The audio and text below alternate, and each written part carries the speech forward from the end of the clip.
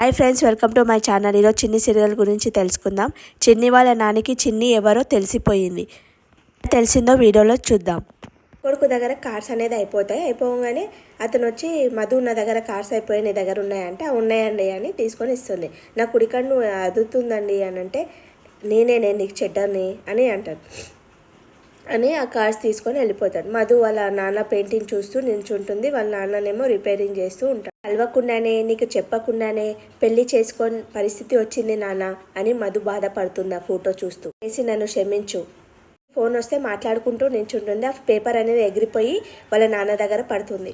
ఈ ఫోటో ఏమి మా అమ్మాయి దగ్గర ఉంది అని వాళ్ళ నాన్న అంటాడు. చూస్తూ నా కూతురు చిన్ని ఈ అమ్మాయినా అని ఆనందపడుతుంది. స్కెచ్ చూస్తూ ఫీల్ అయిందంటే ఖచ్చితంగా నా చిన్నినే తను అని అంటాడు వాళ్ళ నాన్న. రౌడీలు వచ్చి వాళ్ళ నాన్నని కొట్టి తీసుకెళ్ళిపోతాడు చిన్ని దగ్గరికి వెళ్తుంటే. తర్వాత మధు వాళ్ళ పోతుంది. తర్వాత మ్యాడీ వచ్చేసి చిన్ని అనుకొని లోకి కాల్ చేస్తుంటే లోకి స్విచ్ ఆఫ్ అనేస్తుంది. లోకి వచ్చి ఇప్పుడు ఫోన్ ఆన్ చేయాలి, మ్యాడీకి ఫోన్ చేయాలి కదా అని అంటుంది. కదా మ్యాడీ ఫోన్ చేయలే, ఇప్పుడు సిమ్ వేసేద్దామని ఆ ఫోన్లో సిమ్ వేస్తుంది. ఆ సిమ్ వేయగానే చేశాడు అని బాధపడుతుంది. ఎందుకంటే అప్పుడే కాల్ చేశాడు.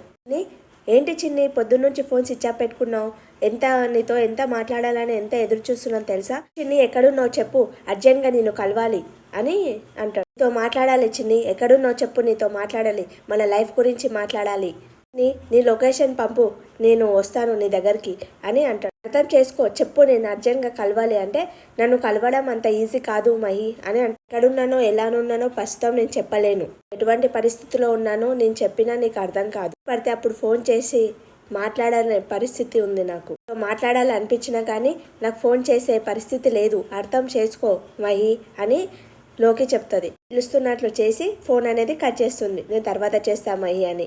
తర్వాత మహి అనేది హలో అని అంటాడు. తర్వాత ఇదంతా మహి చిన్నితో మాట్లాడేదంతా వాళ్ళ అత్తయ్య చూస్తుంది. ఇలా మాట్లాడుతుంది, బహుశా వాళ్ళ ఇంట్లో వాళ్ళు చాలా స్ట్రిక్ట్ అయి ఉంటారు, అందుకే అలా మాట్లాడింది.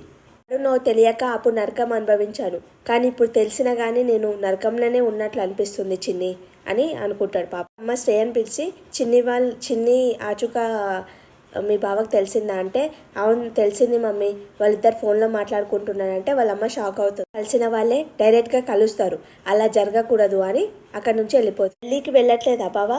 లేదు నాగవల్లి, నేను ఈ చిన్ని విషయం తేలే వరకు ఎక్కడికి వెళ్ళను.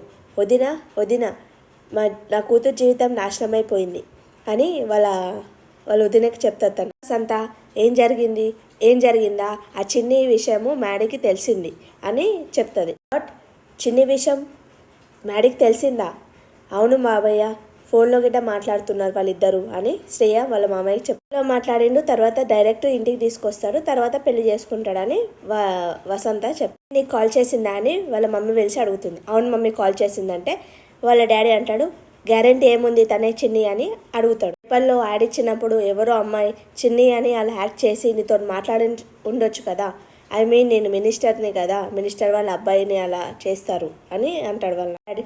మా చిన్నే మాకు కాల్ చేసింది, చిన్నప్పటి విషయాలన్నీ చెప్పింది మాకు అని అంటాడు. వాళ్ళ డాడీకి చెప్తాడు గురించి, నేను చదివిన స్కూల్ గురించి అన్నీ చెప్పింది. తను ఖచ్చితంగా 100% చిన్నినే.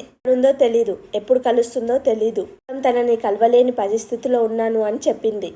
ఒకరోజు మీరు ఇచ్చిన గడువు లోపే తను ఏదో ఒక రోజు నన్ను కలుస్తుంది, ఖచ్చితంగా కలుస్తుంది. నీకు ఆల్రెడీ చెప్పాను, నా మీద ఓట్స్ పెట్టుకోకు, ఇది అర్థం చేసుకో. శ్రేయ ఫుల్ ఏడుస్తుంది, ఏడ్చి కూర్చుంటుంది, సోఫా మీద కూర్చొని బాగా ఏడుస్తుంది.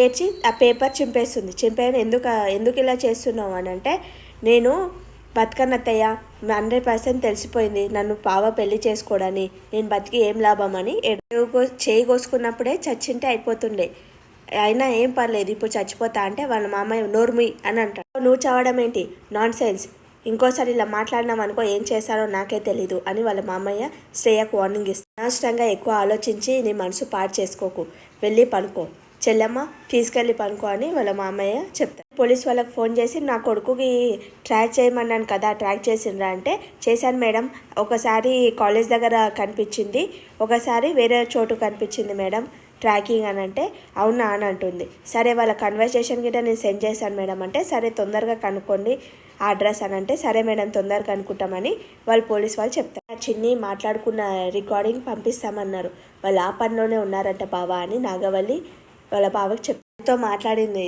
లోకి చిన్నిలాక కదా, ఆ రికార్డింగ్ అంతా వాళ్ళు దేవేంద్ర వర్మ ఇంకా నాగవల్లి వింటారు.